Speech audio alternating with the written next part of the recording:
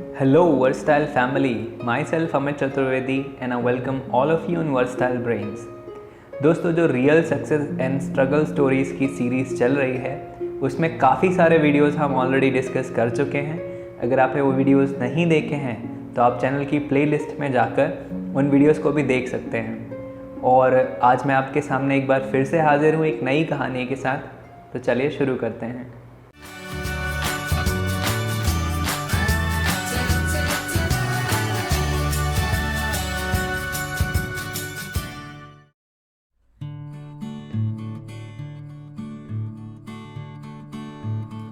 मैं परसदा गांव, जिला कोरबा, छत्तीसगढ़ का रहने वाला हूँ। यह एक अति पिछड़ा ट्राइबल गांव है जो मैकाल श्रेणी पर बसा है। मैं शुरू से ही मेधावी छात्र रहा हूँ और शायद यही वजह थी कि मैं गांव से बाहर निकल पाया और एक बड़ा सपना देख पाया। हाई स्कूल तक की मेरी पढ़ाई काफ़ी मुश्किलों भरी रही। कुछ कक्षाओं में एक भी शिक्षक नहीं थे। मेरी पढ़ाई गांव के जन भागीदारी स्कूल से हुई है। जैसा कि नाम से ही पता चलता है कि यह स्कूल गांव की जनता के सहयोग से चलता था। इसमें शिक्षकों की भारी कमी थी। जैसे तैसे मैंने अपने सहपाठियों के साथ हाई स्कूल की पढ़ाई पूरी की।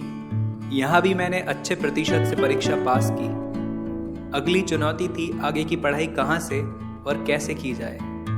मेरे भाइयों ने इसमें काफ़ी मदद की और बिलासपुर के भारत माता हिंदी माध्यम स्कूल में मेरा दाखिला हुआ। वहाँ भी काफ़ी कठिनाइयों का सामना करते हुए पढ़ाई करनी पड़ी। 12वीं में मुझे राज्य में 5वां स्थान मिला। यही वो क्षण था जब मुझे आगे कुछ कर गुजरने का आत्मविश्वास मिला। मैंने हमेशा से यही समझा था कि ग्रामीण परिवेश के विद्यार्थियों में विश्वास की कमी का सबसे बड़ा कारण होता है अंग्रेजी और गणित के विषय। इसलिए मैंने इन दोनों विषयों पर खास ध्यान दिया।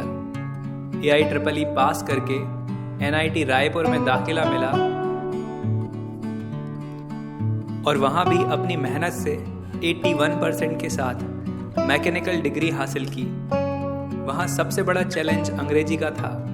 मैं एक किसान परिवार से रिश्ता रखता हूँ तो स्वाभाविक सी बात थी कि मेरा पहला लक्ष्य किसी नौकरी को पाकर आर्थिक रूप से सक्षम होना था। कैंपस से मेरा सिलेक्शन ONGC में हुआ और GEAT एग्ज़ाम से NTPC में हुआ और मैंने NTPC ज्वाइन किया। इस वक्त तक मैं सिविल सेवा परीक्षा के लिए बिल्कुल तैयार नहीं था। हालांकि अंदर से एक आवाज़ ज़रूर आ रही थी।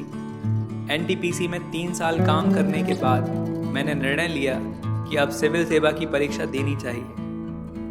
भारतीय इंजीनियरिंग सेवा की परीक्षा पास करके केंद्रीय जल आयोग भुवनेश्वर में मेरी पोस्टिंग हुई और इस तरह मेरा दिल्ली जाकर तैयारी करने का सपना अधूरा रह गया।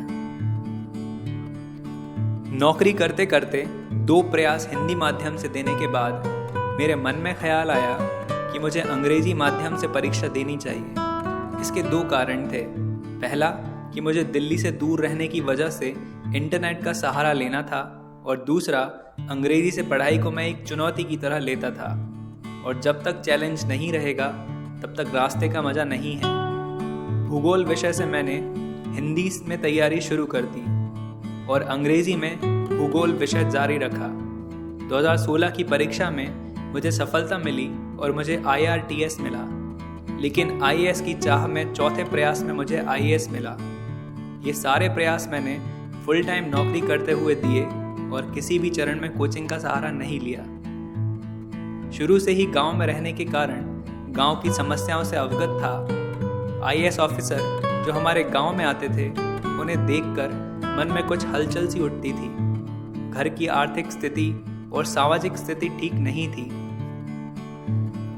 दादाजी मेरे प्रेरणा स्रोत रहे हैं। उनकी मेहनत और कोर्ट कचहरी के चक्कर ने मुझे इस दिशा में प्रयास करने के लिए विवश कर दिया।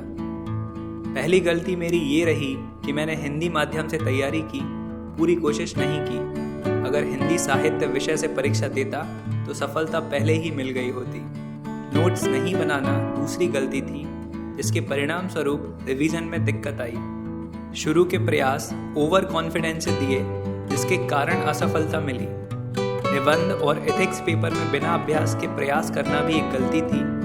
लिखित अभ्यास नहीं करना भी एक भूल थी। समस्याओं और अभावों से घिरकर जब मंजिल हासिल होती है तो उसका मजा ही कुछ और होता है।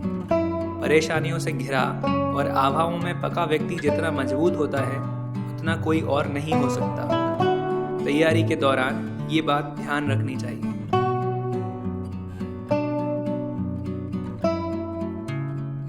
आई होप कि ये वीडियो आपको पसंद आया होगा। इस कहानी से आपने काफ़ी कुछ सीखा होगा और ये स्टोरी आपको बहुत ज़्यादा इंस्पिरेशनल लगी होगी।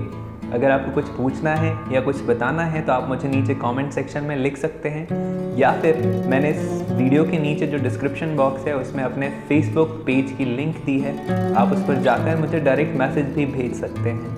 अगर आपने अभी तक इस चैनल को सब्सक्राइब नहीं किया है तो please hit the subscribe button and press the bell icon also. इससे आपको सारे वीडियोस टाइम पर मिलते रहेंगे। तो चलिए मिलते हैं अगले वीडियो के साथ। बाय।